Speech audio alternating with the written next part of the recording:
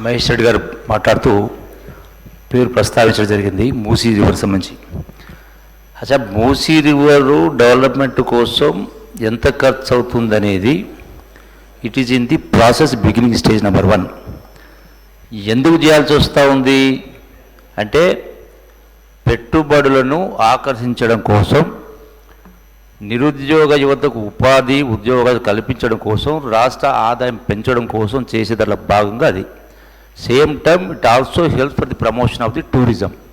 అయితే సమాఖ్య రాష్ట్రాల స్ఫూర్తితోటి తెలంగాణ రాష్ట్రం నుంచి కేంద్ర ప్రభుత్వానికి ఆదాయం పెద్ద ఎత్తున అందుతూ ఉన్న సందర్భంలో మొన్న జరిగినటువంటి కేంద్రం నుంచి రాష్ట్రానికి రావాల్సిన ఆదాయాలలో తెలంగాణ రాష్ట్రానికి 50,000 కోట్లు అయితే ఏపీ రాష్ట్రానికి 90,000 కోట్లు ఇవ్వడం జరిగింది. అక్కడ గుజరాత్, వెస్ట్ బెంగాల్, యూపీకో, బీహార్కో ఇంకా అధిక మొత్తం ఇవ్వడం జరిగింది.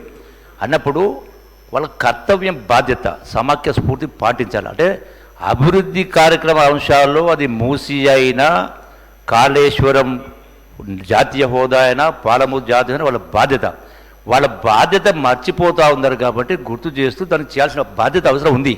ఎంత అనేది ఎంతైనా కూడా ఎట్లయితే ఇప్పుడు కొన్ని స్కీమ్స్ సంబంధించి రేషియోస్ ఉన్నాయి. గతంలో 20-80 ఉండే ఇప్పుడు 60-40 ఉన్నది. సో అదే ప్రకారము మూసీని ప్రక్షాళన చేయాల్సిన అవసరం ఉంది. నేను కూడా మూసీ బాధితున్నే. చాలామంది ఇక్కడ ఉన్నటువంటి నాయకులు మేము మూసీలో పోయి 2 రోజులు పడుకుంటాం, 6 రోజులు పడుకుంటారు కింద. అచ్చా అన్ని హంగులు ఉండి కూడా, ఒక మంత్రిగా ఉండి కూడా నిత్యం మున్సిపల్ కమిషనర్ తోటి మాట్లాడుతూ చేస్తా ఉన్నా కూడా ఇంట్లో ఉండలేని పరిస్థితి ఉంది. కంపు వాసన కావచ్చు, దోమలు కావచ్చు. సో ఇటువంటి పరిస్థితిని ఎక్కడి నుంచి స్టార్టింగ్ పాయింట్ మొదలు పెట్టుకుంటే ఎండింగ్ దాకా కిలోమీటర్ల పొడవునా. అంటే ప్రభుత్వం నైతిక బాధ్యత. మీరు గాలికి వదిలేసి రాజకీయాలు మాట్లాడుతున్నప్పుడు డెఫినెట్గా మరి 50 లక్షల కోట్ల బడ్జెట్ కేంద్ర ప్రభుత్వం, రాష్ట్రం నుంచి మిగతా రాష్ట్రాలతో పాటు గతం లేని కంటే కూడా ఎక్కువ ఆదాయం తెలంగాణ వస్తూ ఉంది అన్నప్పుడు అడగడం తప్పే ఉంది. ఆ 70,000 కోట్లు కావచ్చు, 1,00,000 కోట్లు కావచ్చు, ఎంతగా కావచ్చు. It depends on the final డిపిఆర్ని బట్టి ఉంటుంది. అది మనం చేసేటువంటి దాన్ని ఎన్ని చేయాలా, ఏం చేయాలనే కింద ఉంటుంది. సో ఇది నిమిత్తంగా ఇప్పుడే మొత్తం చెప్పడానికి రాదు. దాని ఏదో ప్రభుత్వమే ఇన్వెస్ట్మెంట్ చేస్తున్నట్టుగా దీనిలో పీపీ మోడల్ ఉంటుంది. ప్రైవేట్ ఇన్వెస్టర్స్ వాళ్ళు భాగస్వాములు అవుతారు. మొత్తం రాష్ట్ర ప్రభుత్వానికి కాదు, మొత్తం కేంద్రానికి కాదు. బట్ ఎంత అవసరమన్నా అల్టిమేట్గా ప్రజల 1 కోటి సుమారుగా 20 లక్షల జనాభా ఉన్నటువంటి హైదరాబాద్ రాష్ట్రం అంటే 40% ఆఫ్ ది ఎంటైర్ స్టేట్ అన్నప్పుడు వాళ్ళ బాగోగులు చూసుకున్నప్పుడు మరి ఇవన్నీ కూడా ముందుకు తీసుకెళ్ళాలి.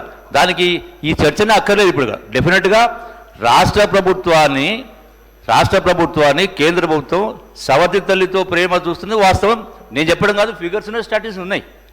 సో కాబట్టి కేంద్ర ప్రభుత్వం ఇటువంటి ఇది ఒకటే కాదు, అన్ని ప్రాజెక్టులు కూడా పెద్ద మనసుతోటి ఇవన్నీ కూడా కొత్త రాష్ట్రం. ఇలా రాష్ట్రం అప్పుల పాలైంది ఉన్న వాస్తవం. నెలకు ఇలా 6,000 కోట్ల రూపాయలు వడ్డీ కట్టాల్సి వస్తుంది. గడిచిన 10 సంవత్సరాల పరిపాలన పుణ్యమా అని చెప్పని ఆదుకోవాల్సిన బాధ్యత ఎవరి అధ్యక్ష. సో అన్ని విషయాల్లో కూడా ఆర్థికంగా బయటపడాల్సిన బాధ్యత ఉంది బీజేపీ ప్రభుత్వం పైన. ప్లీజ్ సాంబశివరావు గారు, శ్రీ సాంబశివరావు గారు, ప్లీజ్ సాంబశివరావు గారు,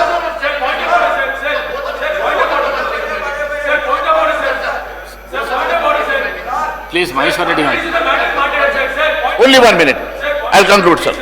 థ్యాంక్ యూ అధ్యక్ష.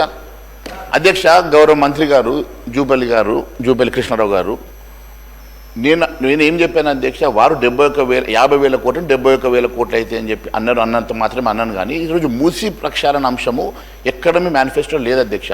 ముందు మీ మేనిఫెస్టో ఉన్నటువంటి అనేకమైనటువంటి అంశాలను ముందు పూర్తి చేయండి అధ్యక్ష. ఒక్కటి కూడా పూర్తి చేయకుండా మీరు మూసి ముందరేసుకొని దాన్ని కేంద్ర ప్రభుత్వం డబ్బులు ఇస్తలేదంటే ముందు డిపిఆర్ రెడీ అయింది అధ్యక్ష. డిపిఆర్ రెడీ అయిందా? డిపిఆర్ రెడీ కాలేదు, ఏం కాలేదు. ఇప్పుడే అంటున్నారు అప్పుల పాలైంది రాష్ట్రం అంటున్నాడు. అప్పుల పాలైనాక రాష్ట్రం అయినాక 150,000 కోట్లు ఎక్కడికి వెళ్ళి చేస్తారు అధ్యక్ష? అంటే కేవలం ఈరోజు ఏదో మీరు చేస్తారన్నట్టుగా కేంద్రం ఇస్తలేదు అన్నట్టుగా చెప్పడం కాదు. కనీసం మీ షేర్ అమౌంట్ ఇవ్వడానికి కూడా డబ్బులు లేకుండా ఈరోజు రాష్ట్రం పూర్తిగా అప్పుల పాలైనాక ఈరోజు దేనికోసం ఈరోజు ఈ సబ్జెక్ట్ ముందరేసుకుంటారు అధ్యక్ష? కేవలం ఇది ఆస్థాన గుత్తేదారులు జేబులు ఇవ్వడం కోసమేనా మూసి దేనికోసమో చెప్పాలి కదా అధ్యక్ష. ఒకవైపు రాష్ట్రం అప్పుల పాలై 8 లక్షల కోట్లు అప్పంటారు, మరోవైపు 1,50,000 కోట్లతో మూసి చేస్తా అంటారు, దానికి కేంద్ర ప్రభుత్వం సాయం కావాలంటారు. అసలు ఎక్కడ మీ ప్రామిసెస్లో లేదు, మీ మేనిఫెస్టోలో లేదు. ఇలాంటి అంశాలు తీసుకొని ఏం చెప్పదలుచుకుంటారు అధ్యక్ష? ప్రజలకి ముందు ఇచ్చిన హామీలు ఎప్పుడు నెరవేరుస్తారో అది చెప్పమన్నా అధ్యక్ష.